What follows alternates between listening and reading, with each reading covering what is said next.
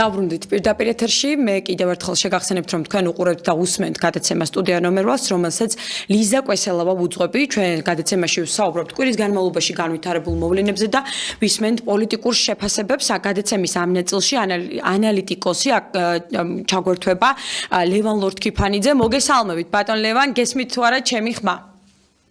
ესმის მოგესალმებით. ბატონ ლევან, მე ვიცი თქვენი შეფასება ბოლო დროს განვითარებულ მოვლენებზე და ჩვენს მაყურებელსა თუ რადიო მსმენელსაც არაერთხელ მოусმენია, ამიტომ უშუალოდ აი ამ გამწვავებული სიტუაციის ფონზე, რომ გადავიდეთ იმ მოცემულობაზე, რა სტრატეგია შეიძლება კონდეს ქართულ ოცნებას, რომ შექმნილი ვითარება დაიძლიოს? აი ასეთ კითხვას დაგისვამთ, იმიტომ რომ ვხედავთ უკიდურესად დაძაბულია ჩვენ ქვეყანაში პროცესები და რამდენად სერიოზული ჩიხი და პოლიტიკური კრიზისია შექმნილი, ეს ყველამ ძალიან კარგად ვიცით, აი ამ მოცემულობაში ვიმყოფებით და აქვს თუ არა ქართულ ოცნებას რაიმე სტრატეგია და რა შეიძლება იყოს ეს, რომ ქვეყანა აი ამ მდგომარეობიდან გამოვიდეს და სტაბილურ რელსებზე გადავიდეთ? ქართულ ოცნებას სამწუხაროდ ერთადერთი სტრატეგია აქვს. ამ პარტიის წარმომადგენლები ფიქრობენ, რომ მოწინააღმდეგეები უნდა გაანადგურონ ბოლომდე. წინააღმდეგ შემთხვევაში თავად განადგურდნენ. აი ესეთი ლოგიკა აქვთ მათ. ან ყველაფერი, ან არაფერი. აი ესეთი მიდგომა ქართულ ოცნებას. შესაბამისად, ჩვენ დღეს ვხედავთ პროცესს, რომლის შედეგადაც ქართული ოცნება ცდილობს დაიპყროს ყველა სახელმწიფო ინსტიტუტი. დაიპყროს და ერთპიროვნულად მარტო აკონტროლოს ყველა სახელმწიფო ინსტიტუტი.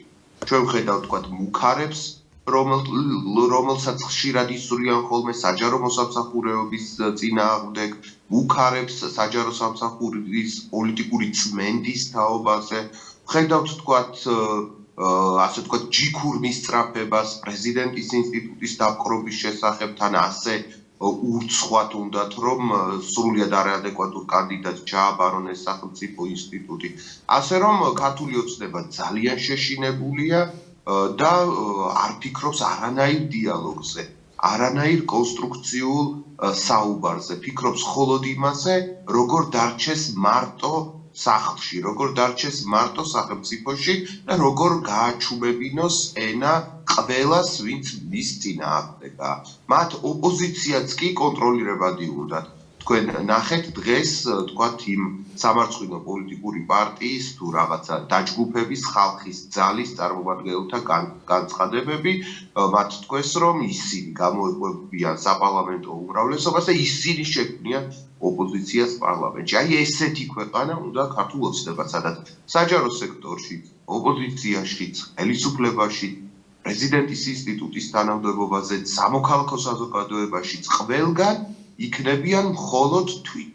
აი ეს არის მათი რესურსი რამდენად ეყოფათ ამის, რომ მარტო მართონ ქვეყანა, ეს არის აგრეთვე საინტერესო, იმიტომ რომ როდესაც ერთპარტიული იქნება პარლამენტი, ექნება თუ არა რესურსი ასეთ პარლამენტს, რომ იმ გამოწვევებზე იმუშაოს მხოლოდ ერთპარტიულად, რომელიც ჩვენი ქვეყნის წინაშე შეიძლება აი ამ დროის განმავლობაში მთელი 4 წელია ხომ წინ შეიძლება ვთქვათ ერთპარტიულად უნდოდეს ქართულ ოცნებას, რომ მე ვიქნები მხოლოდ წარმოდგენილი და ეს პრობლემას არ წარმოადგენს, თუმცა რესურსი რამდენად ეყოფათ ამის? იცით, შუა საუკუნეებში მეფეებსაც კი ყავდათ მასხარები, რომლებიც განსხვავებულ აზრს შეახსენებდნენ. აი აკაკი წერეთელს შესანიშნავად ყავს აღწერილი მასხარა თორნიკე ერისთავში, ამ შესანიშნავ პოემაში. აი ქართულ ოცნებას მასხარაც კი არა ყავს, ვთქვით, რომელიც ოდნავ მაინც გააკრიტიკებს ბიძინა ივანიშვილს, ოდნავ მაინც მიუთითებს თავის შეცდომებზე, ოდნავ მაინც უბიძგებს მას იქითკენ, რომ ცოტა კრიტიკულად შეაფასოს საკუთარი თავი. და როდესაც ესეთ უკრიტიკო გარემოში ცხოვრობ, როდესაც ყველა ირგვლივ გეუბნება, რომ შენ ყველაზე კარგი ხარ, შენ ყველაზე ლამაზი ხარ, შენ ყველაზე ჭკვიანი ხარ, შენზე ასე ვთქვათ, ბრძენი დედამიწაზე სოლომონ ბრძენის შემდეგ არავინ დაბადებულა, ბუნებრივია ესეთი ადამიანები ვარდებიან ილუზიაში და გონიათ თავი მართლა ცხოვლის შემძლეები. აი ბიძინა ივანიშვილს რო კითხოთ, ყველაფერში ყველაზე მაგარია და არავის რჩევა არ ჭირდება. შესაბამისად აქ წარმოდგენაც რომ მარტოს შეუძლია იქით აქეთ გორას ციხლი კრას, ანუ შეერთებული შტატები დააჩოქოს, იქით გორას ციხლი კრას და ევროპა გააჩუბოს და იყოს მარტო. მაგრამ სინამდვილეში ეს ასე არ არის. ყველა ხელისუფლებას სჭირდება ოპონენტი ჯერ ერთი. ყველა ხელისუფლებას სჭირდება ერთგული სამართალდამცავი სტრუქტურები. შეიძლება იქ ბატონი ხარაძიშვილის ეს მხეცების ბანდა არის ერთგული ივანიშვილის, მაგრამ მე დარწმუნებული ვარ, ქართველი პოლიციელები საკუთარი შვილების და ძმების წინააღმდეგ ესე ხელაღებით არ გამოიყენებენ მას რა ქვია იარაღს, ხო, გულისხმობ იმ საპოლიციო იარაღს, რომელსაც სამართალდამცველები იყენებენ. ამასთანავე ავტორიტარიზმის მშენებლობას სჭირდება ელემენტარული კეთილდღეობაც, ლიზა. აი, როცა იყო თქვა პირობითად მუამარ ყადაფი ლიბიის ლიდერი, წყალი გაიყვანა უდაბნოში, შექმნა კეთილდღეობის, ასე ვთქვათ, სხვა სისტემებიც, მართალია ძალიან მინიმალური, ძალიან უსამართლო, მაგრამ არსებობდა კეთილდღეობა და ეს ქმნიდა 40 წლის განმავლობაში ჯამახირიის საფუძველს, ხო? აგერ ჰაფეზ ასადი მამამისი, ხდეს გაქცეული ასადის მამაც, ხო, რომელიც 60-იანი წლებიდან თუ 70-იანი წლებიდან არის სირიის ხელისუფლებაში, ისინიც ძალადობასთან ერთად ელემენტარულ კეთილდღეობას ქმნიდნენ თავიანთ ქვეყანაში და ასე რომ ივანიშვილსაც თუ დიქტატურის დამყარება უნდა ქვეყანაში მშიერ დიქტატურას ვერ შექმნის. მშიერი დიქტატურა საქართველოდან არ გამოვა. ლევან, კეთილდღეობის რესურსი მას არ აქვს, აი ვასკული, კეთილდღეობის რესურსი მას არ აქვს. ხარაძიშვილის ბანდის გარდა პოლიციის და ჯარის და სხვების მასობრივ დაყრდნობის საშუალება არ აქვს. ასე რომ ბატონი ივანიშვილის ერთადერთი ასე ვთქვათ იმედი არის დროის გაჭიანურება, რომ ხალხი დაიღლება, იგი დაურია დასაკლავი და ასე შემდეგ. ესეთ ამბებზე აყენებს იგი დებს იგი ფსოვს და ასევე საგარეო დახმარებაზე თუ რუსეთი დაეხმარა და ჩინეთი დაეხმარა, შეიძლება კიდე ცოტა ხანი გაწოს. მოკლედ, თავად ის ყოვლისშემძლე არ არის. და თავად ის ძალიან ძიმე მდგომარეობაში ჩავარდება თუ კიდევ უფრო მეტად შეეცდება მოუჭიროს ეს ავტორიტარიზმის ასე ვთქვათ ჭანჭიკე. ლევან, ძალიან საინტერესო იყო მთელი კვირის განმავლობაში რაც გვესმოდა, ამაზე მე მინდა მცირედი განმარტებები მოვისმინო თქვენი მხრიდან. ეს არის მაკა ბოჭორიშვილის და ევროკავშირის ელჩის პაվել ჰერჩენსკის შეხვედრა. აძლევს თუ არა ასეთი ტიპის შეხვედრა ქართულ ოცნებას ლეგიტიმაციას და ამაზე თქვენი შეფასება მოვისმინო.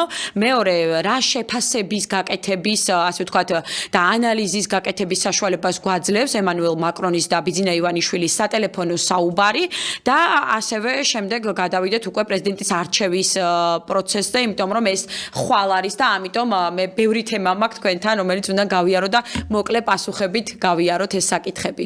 კი ბატონო, მოკლედ კი პასუხებთ, ვინ აღიარებს და ვინ სცემს პატივს საქართველოს დღევანდელ ხელისუფლებას, ეს კარგად გამოჩნდა თქვენი მიერ ნახსენების სატელეფონო ზარის საშუალებით. ემანუელ მაკრონმა საჭიროდაც არც ჩათვალა, რომ გამარჯობა ეთქვა საქართველოს პრემიერ-მინისტრისთვის, რომელიც პოლიტიკურად ნომერ პირველი ფიგურაა ამ ქვეყანაში ოფიციალურად და პირდაპირ დაურეკა მართველი პარტიის საპატიო თავმჯდომარეს.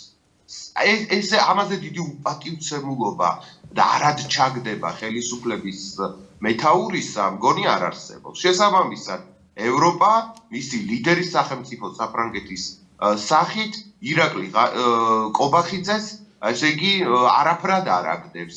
არანაირ ლეგიტიმაციას არ აძლევს. ამიტომაც არის, რომ ბატონი ირაკლი ყობახიძე პრესკონფერენციებზე დადის, ასეთ იქნებს იმაში, რა ქვია, უიღბლო და ხელმოცარული სასწავლო ნაწილის გამგესავით თითს იქნებს და ჟურნალისტებს თხოვს, რომ აბა თქვით რომ მე ლეგიტიმური ვარ და პრემიერ-მინისტრი ვარ. აი ესეთ საწოდაო მდგომარეობაშია დღეს საქართველოს ოფიციალური მინისტრთა კაბინეტი.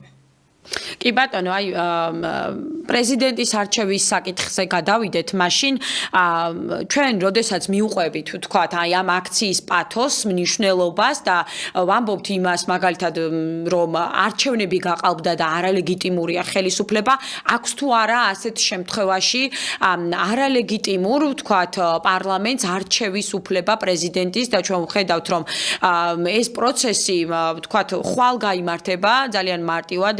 საკმაოდ ადრე დილის 9 საათიდან დაიწყება გამოცხადება და 14 საათამდე უნდა დასრულდეს.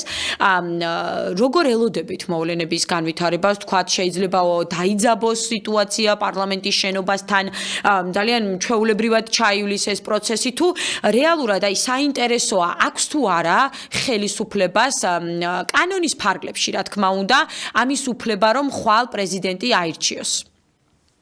კანონის ფარგლებში ვისი უფლება აქვს, ამას ზემოდით კონსტიტუციონალისტებს ვკითხოთ და ასე შემდეგ. და შეიძლება ფორმალურად ყველაფრის უფლება აქვთ და გაფორმებული აქვთ ძალაუფლება, გაფორმებული აქვთ არჩევნები, არასამართლიანი არჩევნები და შეიძლება აქვთ შესაბამისი უფლება მოსილებაც, რომ ამ იურიდიული მართლწერებით აირჩიონ პრეზიდენტი. მაგრამ მე სოციალურ მეცნიერებების მხრიდან მოვდივარ და ჩვენს მეცნიერებებში ძალიან მნიშვნელოვანია არა ლეგალური პროცესები მხოლოდ, არამედ მართლა ლეგიტიმაცია.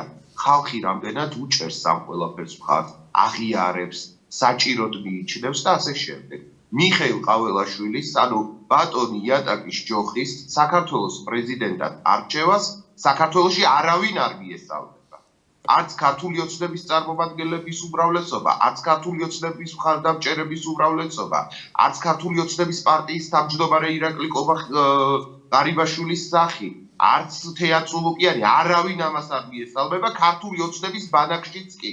ქართულ ოცნების ბანაკშიც კი აღიარება ამ კაცს არ აქვს. ბატონ ყაველაშვილს ბატონ ლევან, მოდით ჩვენ საქართველოშიც მას არავინ არ აღიარებს. ანუ ხვალ ჩვენ ველით ერთადერთი ადამიანით ბიძინა ივანიშვილის პირადი სურვილის ვნების აღსრულებას, რომელსაც არავინ საქართველოში მხარს არ უჭერს და არავინ არ გულშემატკივრობს. შესაბამისად, ხვალ შეიძლება აირჩიონ ბატონი ყაველაშვილი, მაგრამ თავარია რომ ჩვენ გამოვხატოთ პროტესტი. გამოვიდეთ ქუჩაში და ბატონ ივანიშვილს უთხრათ, რომ მას როგორც უნდა ისე ყველაფერი ვერ იქნება და ჩვენ გვაქვს ღირსება და პრეზიდენტად გვინდა ადამიანი, რომელსაც მარტო ჰაბიტუსი კი არა აქვს კარგი ფიზიკური.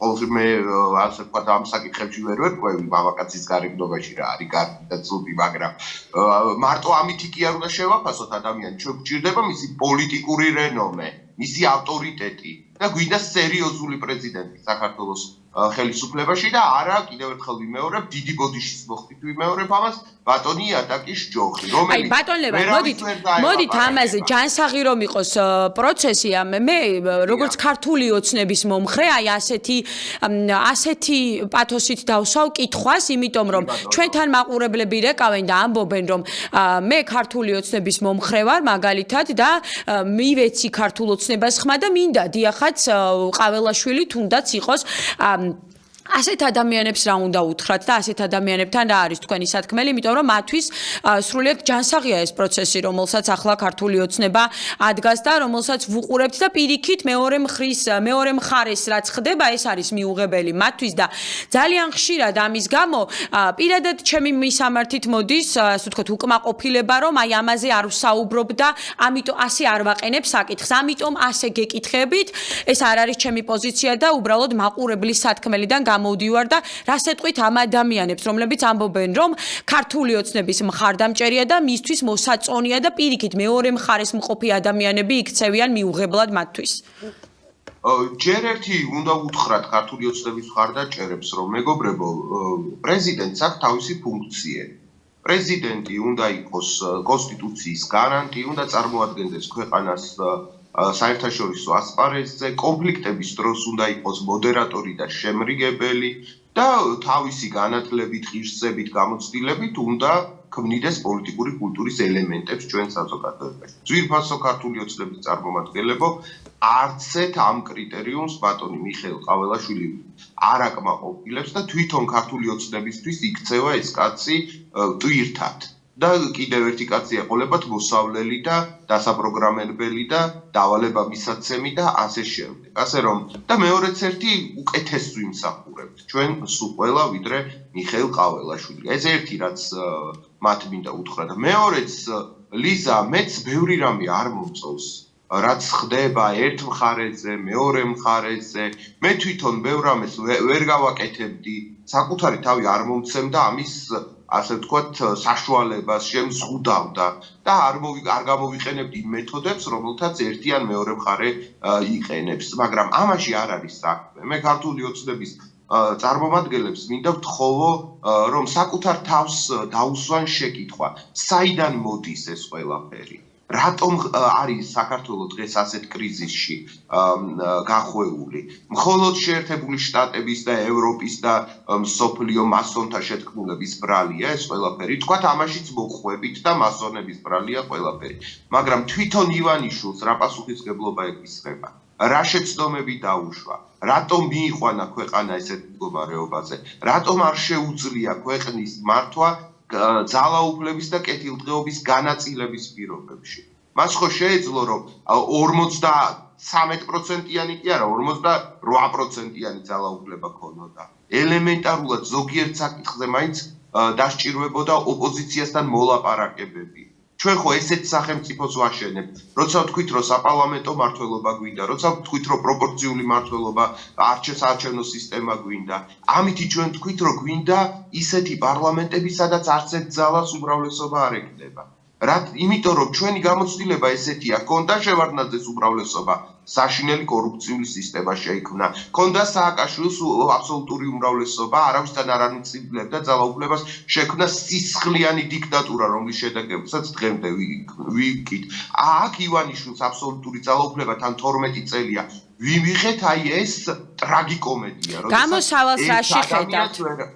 გამოსავალი არის, რაც თქვით და ყველა ამბობს. რომ უნდა და სხვათა შორის ეხლა საქართველოს კათოლიკოს პატრიარქმაც თქვა რამდენიმე წუთის წინ გავრცელდა მისი მოსაზრება, რომ კონსტრუქციული დიალოგი არის გამოსავალი და დიალოგი, მეგობრებო, არ არსებობს დედამიწის ზურგზე კომპრომისის გარეშე, დათმობის გარეშე. საქართველოს კათოლიკოს პატრიარქმა, რომელიც ვითომ თქვენთვის ყველაზე დიდი ავტორიტეტია ქართულ ოცნების წარმომადგენლებს, რომ კითხოთ გითხრათ, რომ დათმეთ, წადით დაცმობაზე, გახდით კონსტრუქციულები, ძალას ნუიყენებთ, ნუ ურწყავთ და ნუცემთ ადამიანებს, ნუ ასისხლიანებთ ადამიანებს და დათმობა იქნება ის, რაც ხდება მთელ მსოფლიოში და მე ასჯერ ვთქვი ეს. განმეორებითი არჩევნების ჩატარების ტრადიცია არსებობს ყველა ევროპულ ქვეყანაში. არაფერი ამაში პრობლემა არ არის. შეგვიძლია დავნიშნოთ განმეორებითი არჩევნები, სადაც დავიზღვევთ ჩვენ თავს მოსყიდვისგან, პოლიციის საარჩევნო პროცესებში ჩარევისგან, უშიშროების საარჩევნო პროცესებში ჩარევისგან, სოციალურად დაუცველებზე, მასწავლებლებზე, საბიუჯეტო სექტორში დასაქმებულ ადამიანებზე წნეხს შევამსუბუქებთ და რეალურად ვივცეთ ადამიანებს თავისუფალი ნების გამოხატვას. დარწმუნებული ვარ და რა თქმა უნდა ქართულ ოცნებას თავისი მხარდაჭერები ყავს. ალბათ ისინი მაინც პირველ ადგილზე გავლენ, მაგრამ არ ექნებათ მათ ტოტალური ძალაუფლება და დღეს ბიძინა ივანიშვილს აქვს ტოტალური ძალაუფლება. სადღაც ბანოჯის ტექნიკუმის დირექტორიდან დაწყებული, პრეზიდენტით დამთავრებული, სასამართლოების ჩათვლით ყველაფერს ერთი კაცი აკონტროლებს. არ არის ბიძინა ივანიშვილი, ღმერთკაცი, არ შესწევს მას ძალა, რომ ყველაფერი ამ ქვეყანაში მართოს და დაღუპავს და გადაჭეხავს ამ ქვეყანას. გამიფრთხილები ხართ. 100 წლის წინ გეძახით, ხო, როგორ არის იმ ლექსში, დაიხსომე 100 წლის წინ გეძახოდი, დაიხსომე, განჯღრებდი და გაგვიწევდი. ქართული ოცნების წარმომადგენლებო, განჯღრებთ და გაგვიწევთ. უფსკრულის პირას ვართ. ბატონ ლევან, მე ამ განცხადებას, რომელიც ილია მეორის მხრიდან გაკეთდა, აუცილებლად წავუკითხავ ჩვენს მაყურებელსა თუ რადიო მსმენელს და ამის შესახებ მოისმენენ. მანამ აი ბოლო კითხვას დაგისვავთ, დიალოგის და მოლაპარაკების გარეშე, ვთქვათ, თუნდაც აი იმ აქციის მონაწილეებთან ქართული ოცნების საუბრის გარეშე და რაღაც კონსენსუსის გარეშე გამოვალთ თუ არა აი ამ მდგომარეობიდან და ეყოფა თუ არა, ვთქვათ, ორივე მხარეს აი ამის გამბედაობა, რომ ღიად დასხდნენ კონსტრუქციულ ფორმატში გადავიდეს პროცესები და ქვეყნის განვითარებისთვის, მართლაც ქვეყნის უკეთესი მომავლისთვის დასხდნენ და რაღაც სახის, თქვათ, დათმობებზე წავიდნენ, დიალოგი კონდეთ და შედეგზე ორიენტირებული საუბარი მივიღოთ. აი ამას ელოდებით თუ არა თქვენ?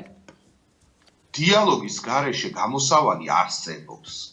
ეს გამოსავალი არის ქართული ოცნების დიქტატურის დამყარება, ძალადობა კუჩებში ადამიანების შევიწროვების და ცემის ახალ მასშტაბებისზე გადასვლა, ან სისხლიანი და უბედური და საშინელი რევოლუცია, ხო? აი დიალოგი თუ არ იქნება, ჩვენ ეს ორი გზა გვჩება. ან რევოლუცია, რომელსაც ადამიანების სიცოცხლე შეეწირება, ან ავტორიტარული დიქტატურა, რომელსაც ადამიანების სიცოცხლე შეეწირება ასევე. აი ამ ზღვარზე ვდგავართ. ეს ორი სცენარი, რევოლუცია და ძალადობრივი სისხლიანი დიქტატურის საბოლოოდ გაფორმება, რო ავიცილოთ თავიდან, ამისთვის საჭირო არის ასე ვთქვათ, დიალოგის დაწყება. ამ ეტაპზე ეს რესურსი არ არსებობს, მაგრამ მე დარწმუნებული ვარ, როდესაც ტრამპის ადმინისტრაცია შევა თეთრ სახლში, როდესაც ვთქვათ, ახალი მთავრობა ეყოლება გერმანიას და აგერ საფრანგეთის მგზავრობა უკვე არსებობს, თუ აი სამი ქვეყანა თავიანთ წარმომადგენლებს გამოაგზავნიან მოლაპარაკებებზე დიალოგის საწარმოებლად, მაშინ, ასე ვთქვათ, ხელისუფლებაც შეიძლება წავიდეს დათმობებზე, ვადამდელი არჩევნების საკითხზე დაიწყოს ფიქრი. უბრალოდ ჩვენ უნდა გავაგრძელოთ წინააღმდეგობა, შვიდობიანი წინააღმდეგობა, რაც შეიძლება დიდხანს და რაც შეიძლება დიდხანს არ უნდა მოიპოვოს ამ ხელისუფლებამ აღიარება. და ასევე უნდა დაუწესდეთ ეკონომიკური სანქციები. გასაგებია. დიდი მადლობა. კომპლექსში მაშინ ყველაფერი შესაძლებელია. დიდი მადლობა ბატონ ლევან იმისთვის რომ ჩაგვერთეთ საკმაოდ საინტერესო შეფასება მოვისმინეთ თქვენგან ანალიტიკოსი ლევან ლორდ-კიფანიძე გსტუმრობდა გადაცემის ამ ნაწილში და ილია მეორის მიერ გაკეთებული განცხადება, გამოქვეყნებული განცხადება მოკლედ ყველა უნდა გაემიჯნოს ძალადობას, მდგომარეობის დაძაბვა, საფრთხეს უქმნის სახელმწიფოებრიობას, უმართავი პროცესების თავიდან აცილების მიზნით აუცილებელია და უმნიშვნელოვანესია მიღწეული იქნას დიალოგი. ეს არის მოკლედ საპატრიარქოს პოზიცია და ილია მეორის მიერ გაკეთებული განცხადება, რომელიც სულ რამდენიმე წუთის წინ გავრცელდა, მართლაც მშვიდობა აუცილებელია ჩვენს ქვეყანაში და მადლობა იმისთვის, რომ გვიყურებდით და გვისმენდით, არ გადართოთ წინ ინტერაქტივი გელოდებათ და მე შემოგერთდებით კვლავ პირდაპირ ეთერში.